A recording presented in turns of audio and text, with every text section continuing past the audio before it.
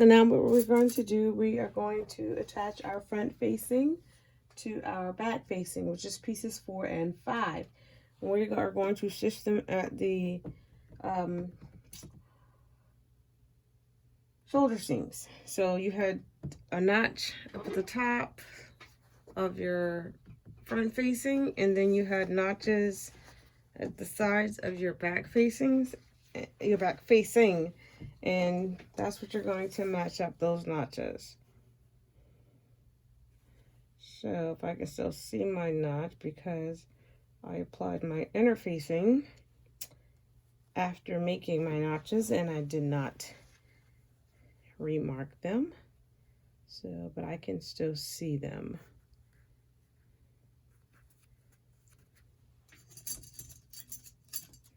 And we're going to continue to stitch with a 5/8 inch seam allowance. And you always want to stitch at the same seam allowance throughout the pattern unless the instruction tells you otherwise. Now, once you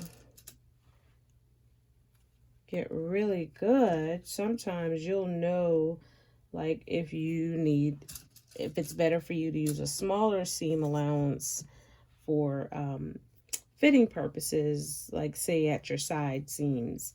But always use the same seam allowance throughout unless the pattern tells you otherwise. We are going to back stitch at the beginning and the end.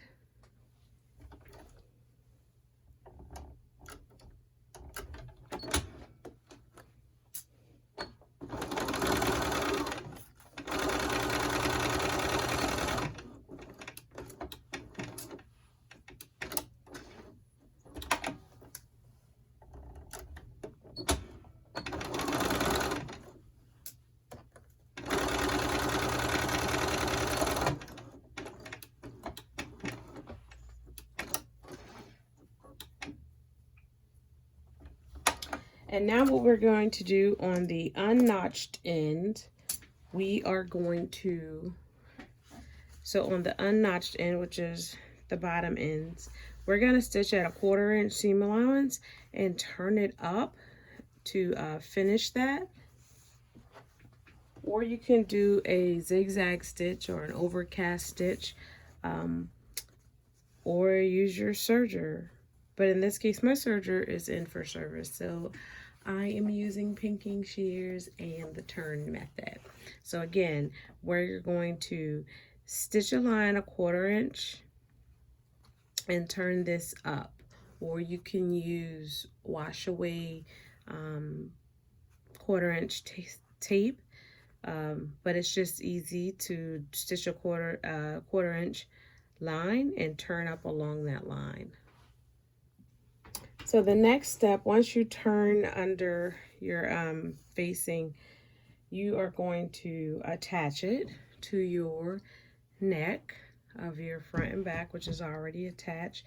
Back facing, facing the back piece, front facing, facing the front piece, matching your side seams and your notches. So now what we're going to do is we are going to stitch around the neckband according to the instructions with a 5/8 inch seam allowance, and we are going to be pivoting at the dots.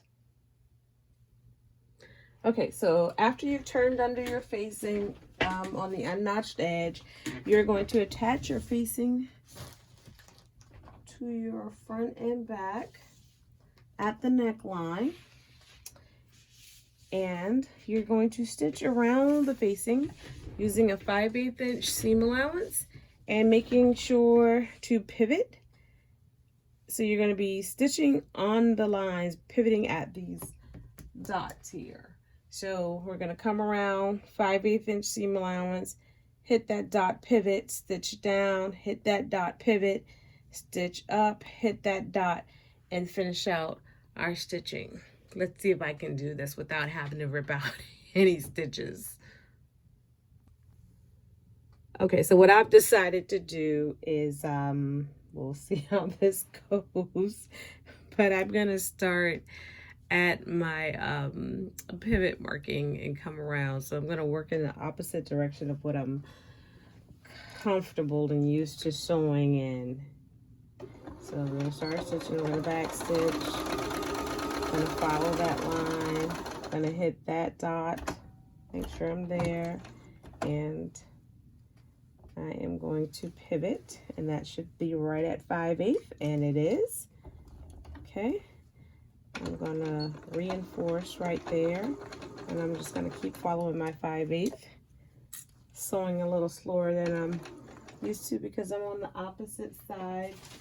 I'm sewing like I'm a left-handed person. So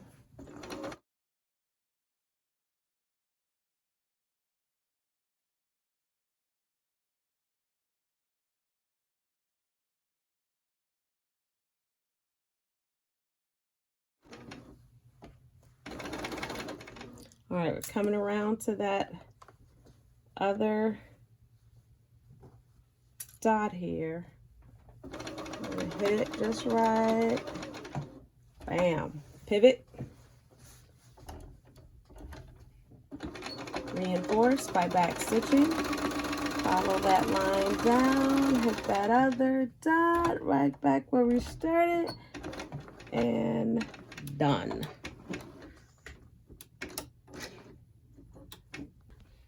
So now the fun part, we have to clip along this center line to that dot.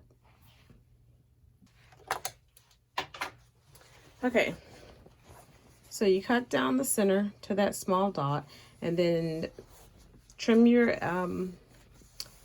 seam, and then you also want to clip your curves, and this is going to help you turn this around better. So I've done my facing, I've turned it inside, I did some understitching, and now the pattern says to top stitch the outside of the neck edge 1/4 of an inch seam allowance.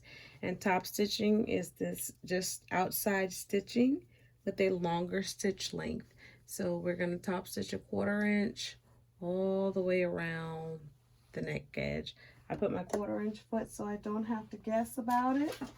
And top stitching, I typically, and not I typically, but just as kind of a rule, you lengthen your stitch length to at least a 3 for top stitching, because it's like decorative stitching.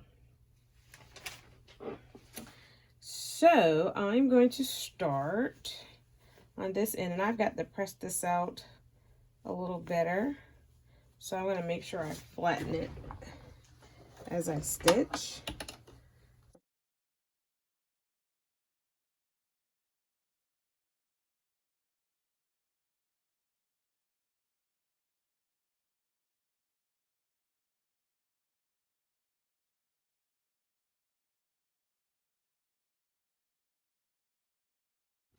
So now we're going to stitch our front to our back at the side seams. And we are going to be stitching just above the large dots. The large dots were the only dots that we needed. Dots were the only dot markings that we needed on view B. So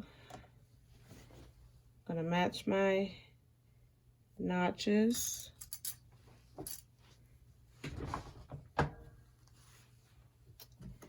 And I'm just going to come down. I'm not going to pin all of this. And I'm going to put a pin at that dot, which is right there, to let me know that that's where I'm going to stop.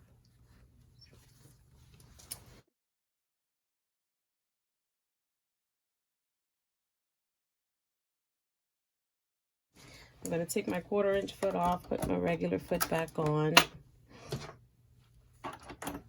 put my stitch length back to the normal stitch length, back stitching at the beginning and back stitching at that large dot.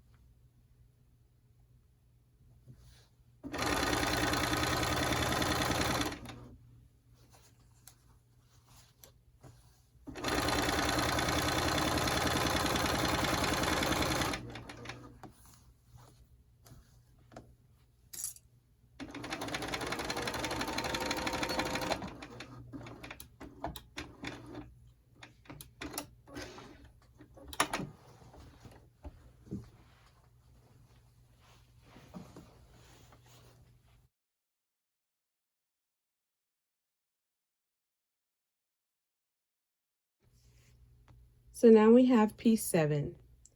Fold it in half, wrong sides together, and we're going to stitch along the short end with a 5/8 inch seam allowance.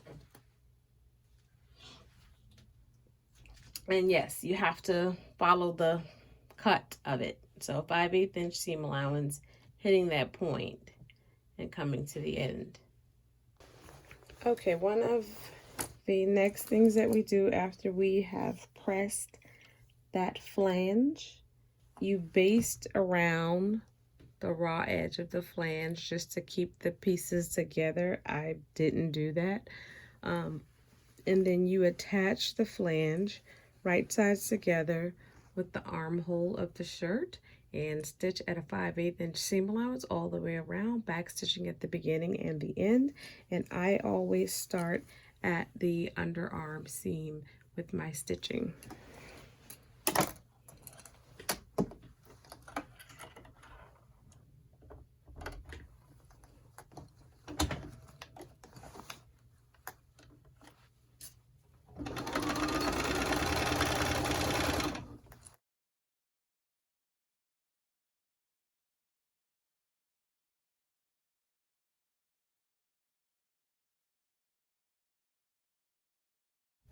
So now we trim the seam allowance of that, press, and then we hem the bottom of the top, and we're done. Woohoo!